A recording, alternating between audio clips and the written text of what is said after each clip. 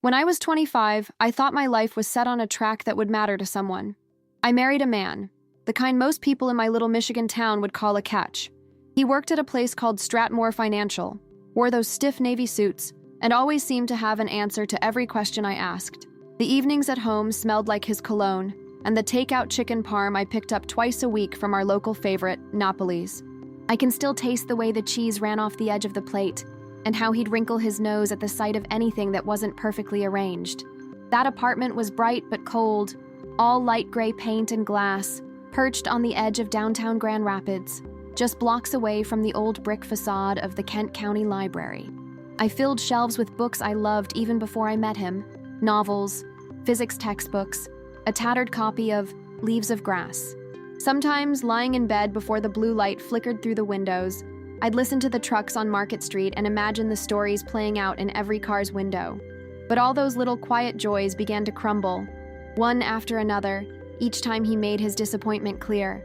There was a dinner party once in that apartment, the kind where everyone wore their second-best outfit, with scattered bowls of baby carrots and bottles of California Merlot. I remember trying to tell my husband about my invention idea, a device that would detect early signs of heat stroke, something I'd imagined could save lives for nurses working through brutal Midwest summers.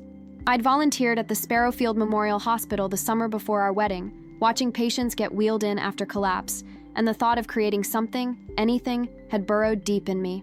He blinked at me over the rim of his wine glass. "That's a bit basic, don't you think? You're kind, but you're just ordinary."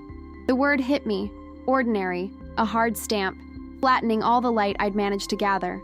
I laughed it off in front of our guests, passing around plates of sweet potato casserole and humming along to the soft jazz playlist someone brought up on their phone. Inside, though, I felt something break, a quiet violation, unnoticed by anyone but me. Days afterwards, I replayed that moment in my head endlessly, letting the pain hollow me out. He'd walk past in the mornings, suit pressed and coffee thermos in hand, lips set into a line.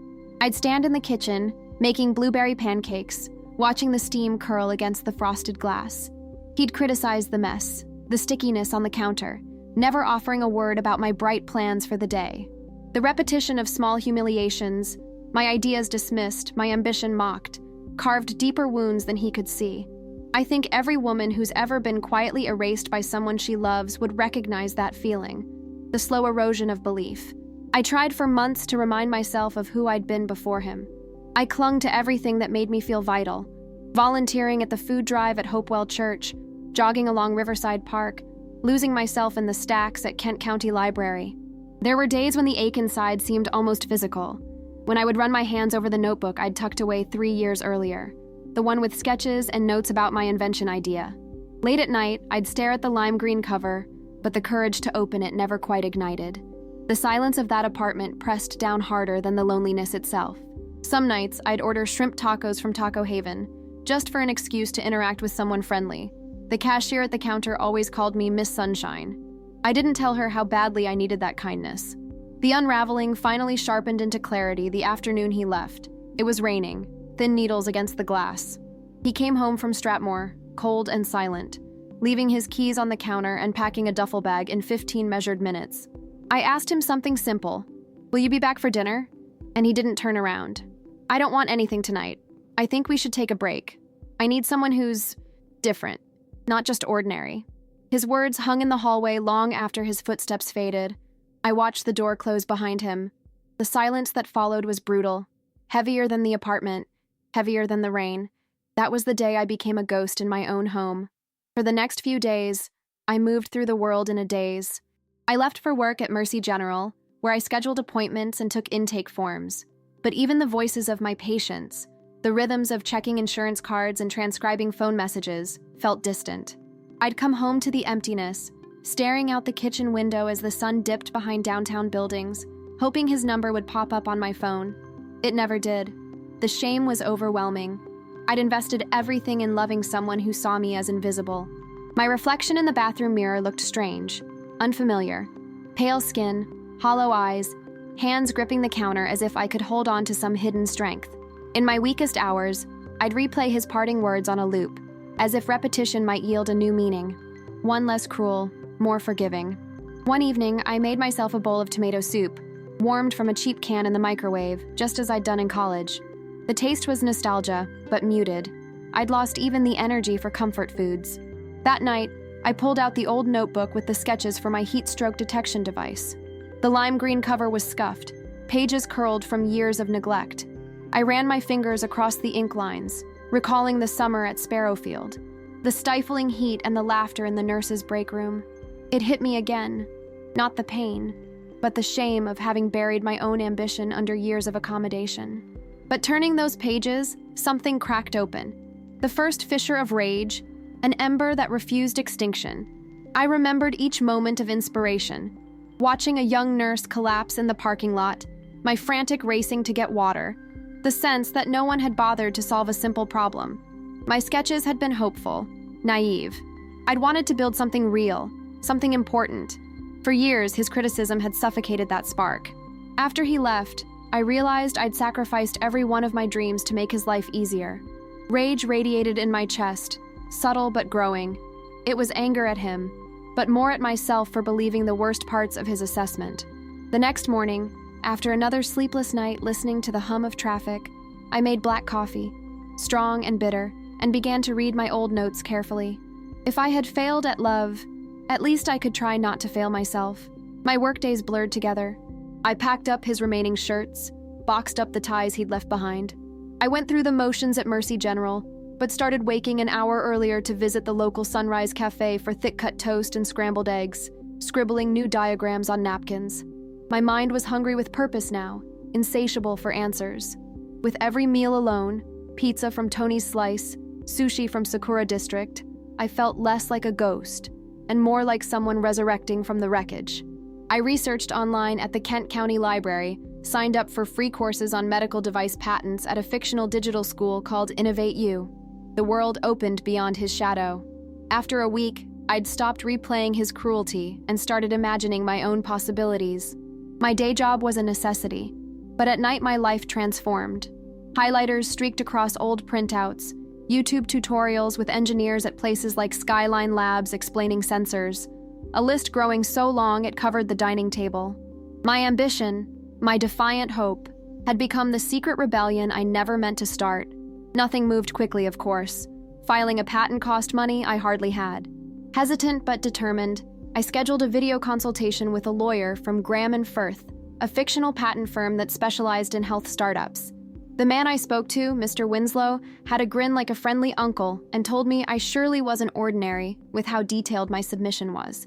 That conversation was the first flicker of hope I'd felt in months. For a while, I still shuffled through work at the hospital and fought exhaustion, my confidence battered by family members telling me to try dating again, move on, find someone new. Their advice felt like sandpaper on bruises. But the little victories kept stacking. One prototype built from scavenged parts from Plum's Hardware near Cherry Avenue. One late-night breakthrough when a cheap sensor finally registered a warning from a glass of warm water. I cried, this time in triumph, voice shaking as I recorded a message to myself. Ordinary, huh? Then why am I the one doing this? The city outside my apartment was unmoved, but inside, the transformation was beginning.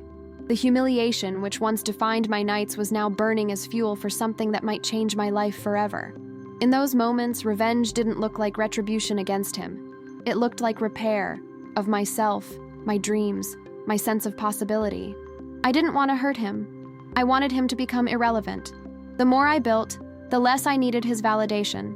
Each step toward the patent, each tiny success with my clumsy prototype, made his words fade away until the only voice left was my own. As autumn set in, I found myself cradling cups of cider at Oakleaf Park, watching kids play baseball and elderly couples stroll past with caramel apples in hand. For the first time in years, I let hope eclipse the shame. My life had collapsed, but in the ruins, I was forging something new, layer by layer, schematic by schematic. I whispered to myself, ordinary women don't file patents. I'm about to. And in that admission, my journey truly began. The first thing that shifted was my silence. I stopped telling people what I was doing because the moment I spoke about the patent work, someone would ask questions I wasn't ready to answer. Questions that would pull me backward into doubt. My mother called one Sunday afternoon while I was sketching at the kitchen table, and I lied without hesitation. Just working a lot, Mom. Nothing exciting. She was satisfied. My best friend Sarah wanted to grab coffee at the Daily Grind downtown, but I declined, saying I had to volunteer at Sparrowfield again. The truth was, I was spending those hours in the back room of my apartment, surrounded by circuit boards and sensor components I'd ordered from supply companies with names like TechVault and ElectroCore, piecing together the device I'd once only imagined. The secrecy felt like armor. It was mine alone, this path forward, and I wasn't going to let anyone else's doubt contaminate it. 2 months after he left, I hired a patent attorney, a woman named Margaret Chen from Graham and Firth who had sharp eyes and a no-nonsense manner that I found comforting. Our first video call was on a Tuesday evening in October, the kind of autumn night when the air smells like burnt leaves and change. I'd rehearsed what I would say, but when she looked at the digital files I'd sent, her expression shifted. "This is actually solid," she said, and I felt my chest expand. Those words, solid, not stupid, not ordinary, rewired something fundamental in how I saw myself. Margaret became my quiet mentor, the first person to reflect back to me a version of myself that wasn't diminished. She walked me through the patent process, explaining prior art searches and claims language, speaking to me like I was capable of understanding complex things. It cost more than I could afford, but I started taking extra shifts at Mercy General, picking up weekend hours that exhausted my body but filled my bank account with possibility. The real work began in earnest around November. I'd wake at 5 in the morning, make coffee strong enough to stand a spoon in, and spend 2 hours before my shift tinkering with prototypes in what used to be the spare bedroom. The apartment walls absorbed the sound of my obsession.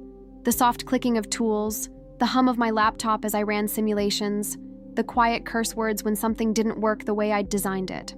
After my 8-hour shift scheduling appointments and managing patient intake at the hospital, I'd stop at one of the cheap diners, usually Chen's Kitchen or Rosie's Place, grab a sandwich and coffee, and head back to my workshop until nearly midnight. My body was running on caffeine and spite, but I didn't feel tired.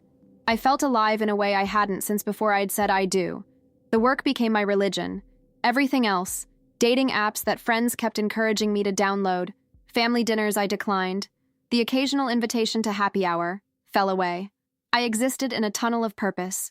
I'd spend hours watching YouTube videos from engineers at fictional companies like Zenith Diagnostics and Vanguard Medical Systems, studying how they'd solved similar problems.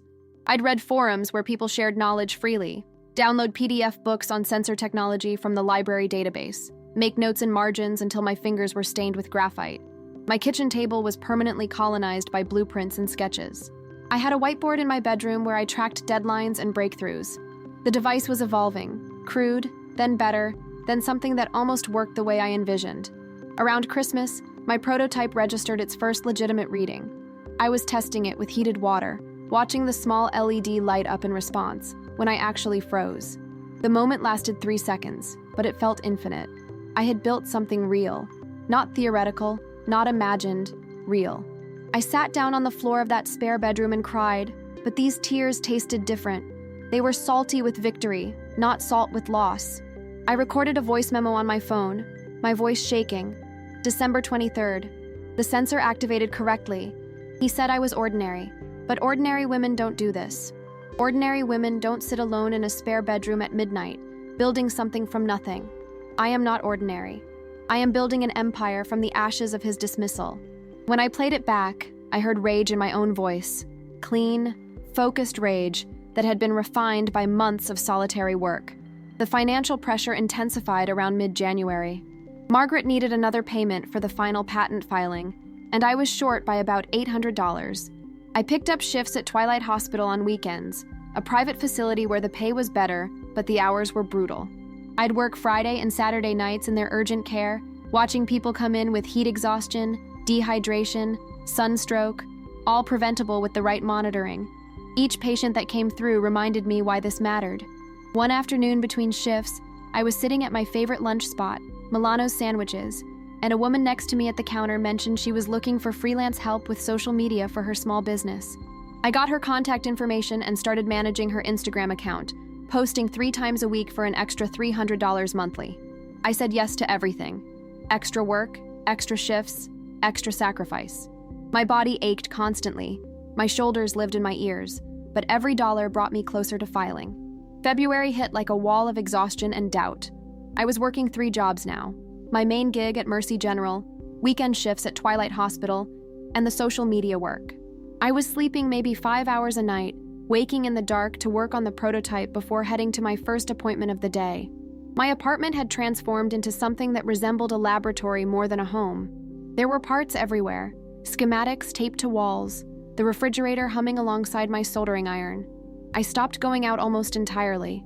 My life had compressed into work, prototype development, and sleep, the trinity of exhaustion. One night, I remember sitting at my kitchen table at 2 a.m, staring at my laptop screen and thinking, "This is insane. This is impossible. You'll never have enough money. You'll never finish this. Give up." The voice in my head sounded like his voice, like every person who'd ever doubted me. I almost listened, but then something shifted.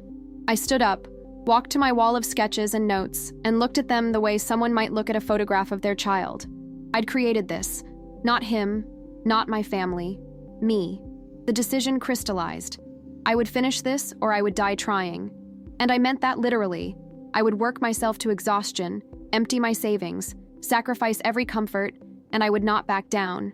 The clarity was terrifying and beautiful at the same time. I went back to my laptop and sent Margaret an email. "I'm ready to file. I'll have the full amount by mid-March. I'm committed to this." When she replied 12 minutes later with, "Let's make you an inventor," I felt something permanent click into place inside my chest.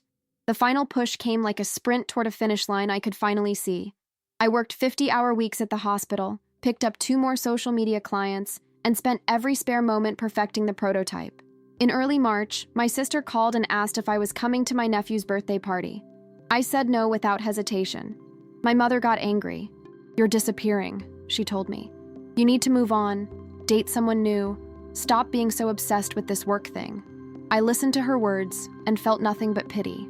She didn't understand that I wasn't obsessed. I was awake. For the first time in my adult life, I was directing my own energy towards something I had chosen. The cost didn't matter anymore because the alternative, going back to ordinary, accepting that my ex-husband had been right about me, was now unthinkable.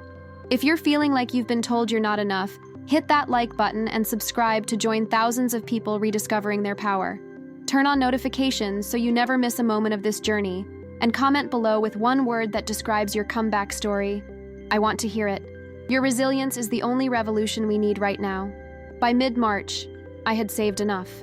Margaret filed the patent application on March 17th, and I remember sitting in my car in the parking lot at Mercy General, refreshing my email until the confirmation came through. When it arrived, the official documentation that my invention had been entered into the system, I screamed. Not a scream of joy exactly, but a release of every ounce of tension I'd been carrying for months. The device didn't have a name yet, but it was real now. It existed in the legal world. It was protected. It was mine.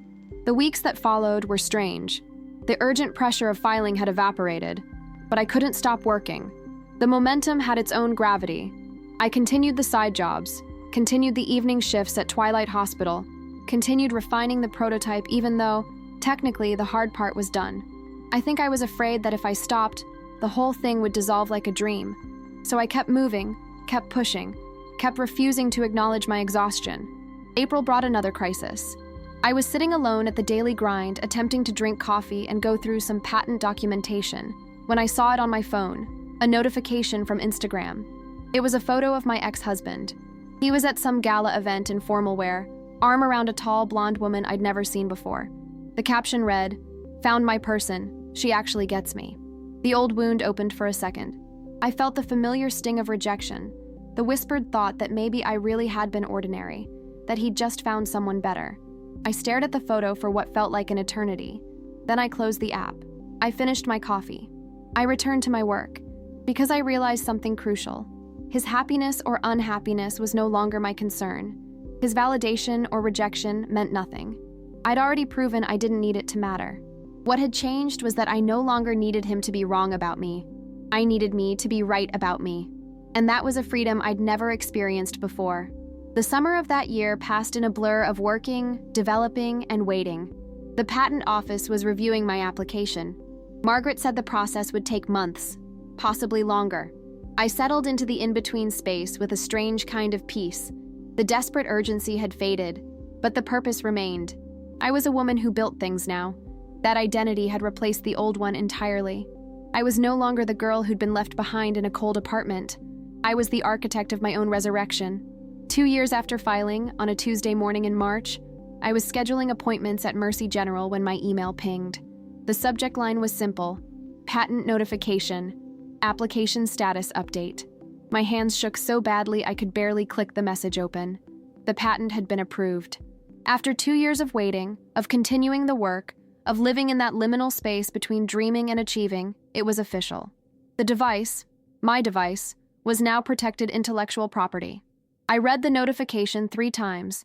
Then I got up and walked to the bathroom, locked myself in a stall, and allowed myself to cry. This time, the tears felt like rain after a drought. Necessary, cleansing, life-giving. I called Margaret immediately. She picked up on the second ring, and before I could say anything, she said, "I saw it come through. Congratulations, inventor." The word hung in the air between us like something holy. Inventor. Not nurse's aide. Not woman scheduled at a hospital desk. Inventor. I went back to work that day as if nothing had happened, but everything had shifted. The knowledge that I'd built something real, something legally protected, something that could change how we monitor heat exhaustion in medical settings, it was consuming me. During lunch, I sat in my car with a sandwich from Quiznos, watching traffic on Market Street, and I let myself imagine what came next. What if someone wanted to buy this? What if the device actually made it into hospitals across the country? What if ordinary women like me could build things that mattered? The first inquiry came through Margaret in late April. A company called Vanguard Medical Systems, based in Boston but with research facilities in Detroit, had gotten wind of my patent. They wanted to talk about licensing. I sat in Margaret's office, a sparse space with floor-to-ceiling windows overlooking downtown Grand Rapids, and tried not to shake as she explained what this meant. They didn't just want my invention, they wanted to develop it further, test it at scale, potentially bring it to market. The conversation felt surreal, like I was watching it happen to someone else. Within weeks, we were in preliminary negotiations. I'd never negotiated anything in my life. My ex-husband had always handled the major decisions, speaking for both of us with that confidence I'd mistaken for competence. But I was different now. I'd spent 2 years alone with my own thoughts, my own decisions, my own failures and successes. I'd learned to trust myself. When Vanguard's initial offer came in, $50 million, Margaret looked at me and said, "What do you think?" I thought about the device I'd built in a spare bedroom. I thought about every nurse I'd ever seen collapse from heat exhaustion. I thought about the months of work, the sacrifice, the nights I'd wanted to quit but hadn't. I said, "It's worth more than that." Margaret smiled like she'd been waiting for me to believe in myself. She countered with a higher number. Vanguard came back with $75 million. We went back and forth, each round taking weeks, each conversation rippling through my nervous system like electricity. By summer, I'd stopped working at Mercy General. I couldn't focus on scheduling appointments when I was living through the negotiation of my life. I went in and gave 2 weeks' notice, thanking the office manager and telling her I was pursuing a business opportunity. She hugged me and said, "Good for you, honey. You always seemed like you were meant for more." I wanted to tell her that I'd never felt like I was meant for more until I decided I was. My value hadn't come from external confirmation. It had come from showing up for myself over and over again when every voice told me to stop. The final offer came in August. Vanguard Medical Systems was prepared to pay $112 million for the patent and licensing rights. $112 million. I sat in Margaret's office looking at the number on the contract, and I couldn't breathe. She handed me a pen. "You've earned this," she said quietly. My hand moved across the paper, signing my name on the line that would change everything. When the money hit my account 3 weeks later, I was sitting at my favorite coffee shop, Sunrise Cafe on Cherry Avenue, and I literally almost dropped my phone. The balance was real. It was there. It was mine. That evening, I drove back to the apartment where my ex-husband had left me. It looked smaller somehow, less significant. I stood in the kitchen where he'd dismissed my dreams, and I felt absolutely nothing for him. No anger, no residual pain, no vindication seeking. He had become irrelevant, a character in the backstory of my own becoming, nothing more. I made myself dinner at home for the first time in years. Grilled salmon, asparagus, fresh bread from Artisan Bakery, and I ate it slowly, tasting every bite. Then I opened my laptop and started looking at real estate listings. I wanted to buy the Bridgemont Apartments, a building that sat on the corner of Riverside and 5th Street, about a mile from where I'd grown up. It was old, built in the 1970s, and it had fallen into disrepair over decades of negligent management. The building had character, though. Brick facades, tall windows, good bones underneath the neglect. More importantly, it was affordable. Well, nothing is truly affordable when you're buying a multi-unit building, but with $112 million, I could purchase it outright and still have enough to transform it into something meaningful. I met with the current owner, a tired man named Mr. Feldman who'd inherited it from his father and never knew what to do with it. When I told him what I wanted to do, turn it into transitional housing for women rebuilding their lives after divorce, abuse, heartbreak, something shifted in his expression. He offered me a price that was surprisingly reasonable for someone who'd just come into a 9-figure fortune. The purchase closed in October. I stood in the empty lobby of Bridgemont Apartments, my apartments now, and I wept. The tears came from some deep place inside me that had been waiting for permission to feel joy. This building, this sanctuary, was going to be called the Rebirth Project. I spent weeks planning the renovations. I worked with architects and designers, mapping out common spaces, updating units, creating a counseling center and a job training program. I wanted every woman who came through those doors to feel what I'd finally learned, that they were capable of more than anyone had told them they were. By December, I'd also established the Ordinary Women Foundation, a nonprofit dedicated to supporting women rebuilding their lives after traumatic relationships. We offered scholarships for professional certifications, childcare assistance, legal support for women navigating divorce. I partnered with local organizations, worked with counselors at places like Riverside Mental Health Services, created a network of support that I desperately wished had existed when I was falling apart in that cold apartment. The foundation was funded through part of my wealth, but I intended for it to become self-sustaining through grants and donations. I wanted other women to have what I'd eventually given myself, a belief that they were worth saving. The media found me around Valentine's Day the following year. A journalist from a local news outlet ran a story about the young woman who'd invented a revolutionary heat stroke detection device, sold it for over $100 million, and was now transforming her hometown through her nonprofit work. The piece went viral. Within days, I was being interviewed by national outlets. There were podcasts, magazine profiles, a documentary filmmaker who wanted to tell my full story. Everyone wanted to know about the device, about the patent, about the money.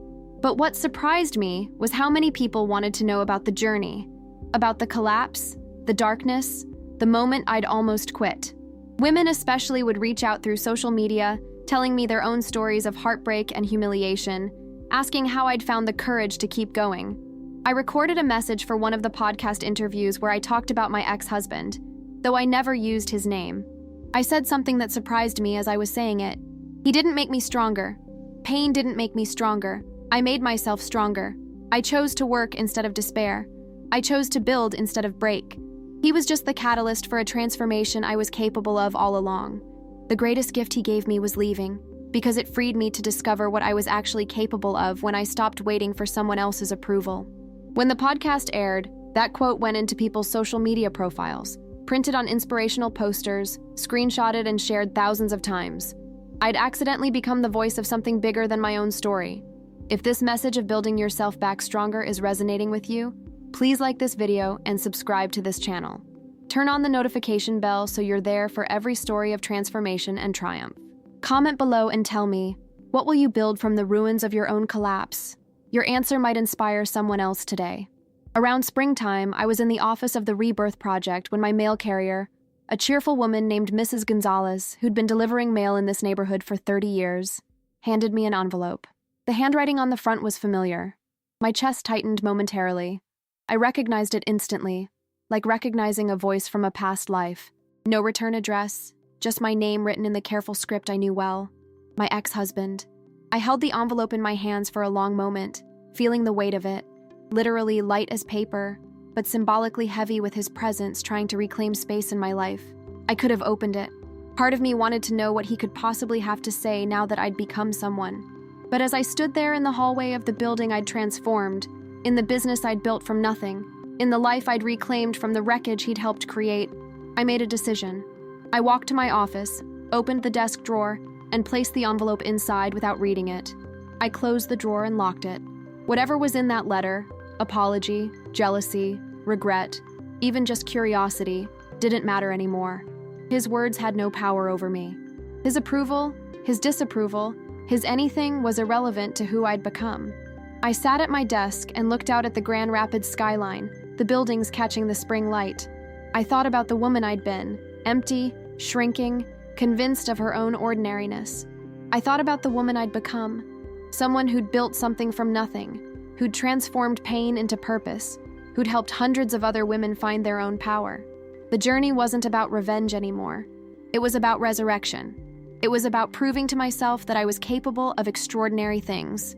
The fact that he would never know the depth of what I'd built, the strength it had taken, the brilliance of what I'd created, that felt like poetic justice. Not hurting him, but becoming so transcendent that his existence became completely irrelevant. That night, I stood in the lobby of the Rebirth Project, watching women move through the spaces I'd created. A woman packing boxes to move into her first apartment after leaving an abusive marriage. Another woman in the job training center learning coding. A third woman in the counseling office finding her way toward healing. I'd hosted a gathering for residents, served food catered from some of the best restaurants in Grand Rapids. Napoli's brought their famous chicken parm, Chen's Kitchen brought dumplings, Milano's brought platters of sandwiches. We sat together in this space that had once been broken and was now whole, and I looked at their faces and saw my own story reflected back. Before everyone left, I stood and spoke without a microphone, just my voice carrying through the room. I said something I'd been rehearsing in my head for months. He called me ordinary. He said I'd never do anything important. He left me in a house full of silence and told me I was worthless. But ordinary women don't file patents in secret. Ordinary women don't negotiate $100 million deals. Ordinary women don't transform their pain into sanctuary for others. Ordinary women don't reclaim their worth from the inside out. I was never ordinary. I was just listening to someone who never deserved to define me. Now I help other women understand their own power. Now I help them see what they're truly capable of. Because the greatest revenge isn't becoming rich. The greatest revenge isn't even success. The greatest revenge is becoming free. He called me ordinary. But ordinary women don't build empires. When I finished speaking, the room was silent. Then a woman stood up, the same one who'd been learning coding in our job training program, and she started clapping. The sound spread through the lobby like a wave. As I watched these women, these survivors, these fighters who'd been told they were ordinary and were discovering they were extraordinary, I felt something settle inside me.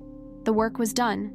Not the building, not the foundation, that would continue for years, but the personal work, the resurrection, the reclamation of my own worth. That was complete. I'd transformed my pain into a $112 million legacy, but more importantly, I'd transformed myself. And that, I realized, was worth infinitely more than any amount of money.